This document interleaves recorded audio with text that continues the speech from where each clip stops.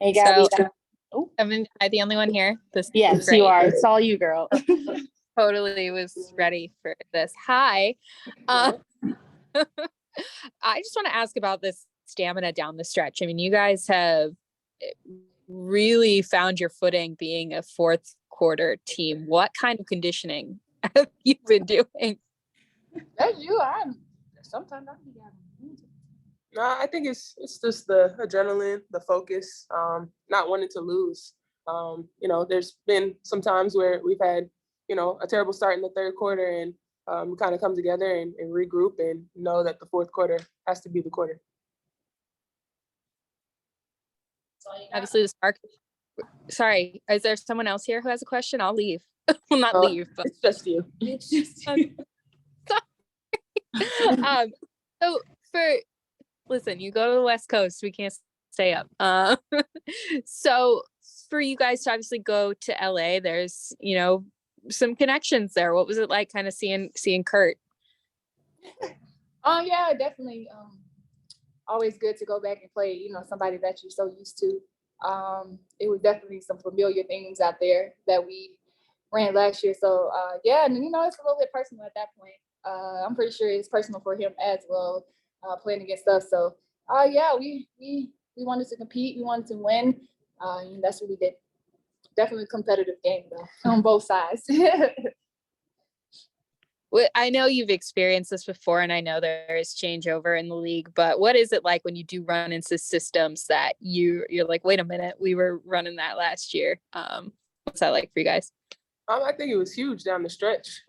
We ran that offense for 7 years, so we knew what he would call. We know that offense like the back of our hand. So I definitely think it played to our favor. And then last for me, I guess I know it's early in the season and then losses are going to happen, but coming off your second loss of the season to the Dream, it sounds kind of silly. I know you want to win every game, but was there a little bit of extra drive? Of course, you always want to come back and, after a loss and try to play better than what you did, this league it's a up and down league. So you got to get your wins when you can. So for us to come out and get this win was huge, especially off a loss. We just, when we lose, we don't get too low. When we don't get too high, it's kind of on to the next mentality. So definitely it was huge for us to get this one off of a loss. Awesome. That's all I got, guys. Thank you. Okay. Thank you. Bringing Stephanie in 1 second.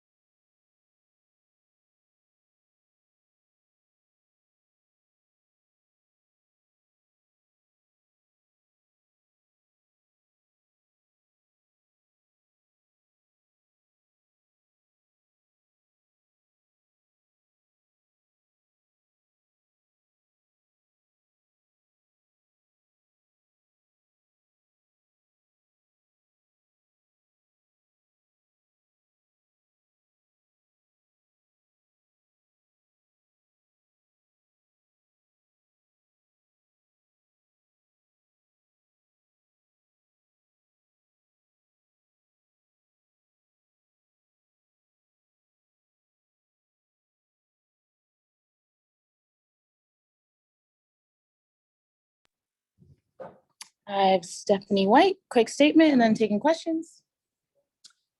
I'm really proud of our group's second half effort. We challenged them at halftime on the defensive end to be better in the second half, and we were. I thought we came out and really got back to our identity defensively. That led it to us getting some breakout opportunities in transition, and getting some confidence going on the offensive end of the floor.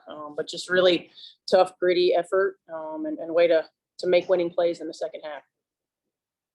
Go ahead, Gabby. Hi. Hey. So, I mean, you said that you challenged them defensively in the second half. Talk about a turnaround, right? So the final 3 minutes of the game, you don't allow them to score at all. Expand on challenge them. What do you tell them to do to make them come out like that? Yeah, more than anything, just appeal to their competitive spirit, taking pride in our individual defense, making sure that we have a high attention to detail on from a communication standpoint, and a sense of urgency with every possession. You can't, this league is too good and teams are too good, players are too good. You can't go through the motions, on either end of the floor, and really just challenging them to take individual accountability for their energy level and effort level and consistency defensively. And then the same thing offensively. We can't jog through cuts. We can't be lax with the ball. We've got to take pride in every possession. And I felt like, we did that in the second half. Oh, good. I'm unmuted. So, I mean, what really stood out to me was just the way that they still had gas in the tank to kick it into another gear in the fourth quarter. So, I mean, I kind of jokingly asked AT and DB, what do you do for conditioning? But what do you do to make sure that, I know these guys are elite athletes, but to make sure that there is gas in the tank? Well, I mean, that's a hard balance for us as coaches in trying to find ways to give them breaks and blows, and to have them in at crunch time, right? And that's something that as a coaching staff, we're still trying to figure out. But they play all year round. The most important thing that we can do to allow them to have gas in the tank is make sure that we're really mindful of rest and recovery. This is a group that when asked to have mental practices instead of physical practices, they're able to do that. You can do that with a veteran team.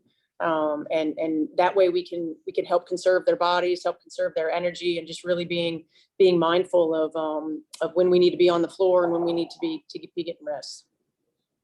And also, I mean, how much did the bench contribute to have them come out? Last game it was kind of a lopsided. I know we're going to see ATDB, but Bree Jones carry a brunt of that offense, but to have Dejanay come off and score 12, I think it's 12 points, right? So how much does that help in the conservation of energy too? It's huge.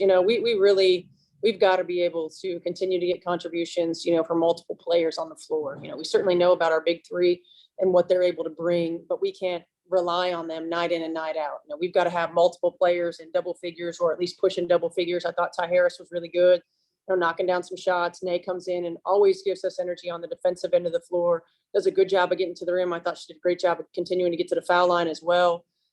Making hustle plays. Like every time there's a hustle play to be had, Dejanay's right in the middle of it.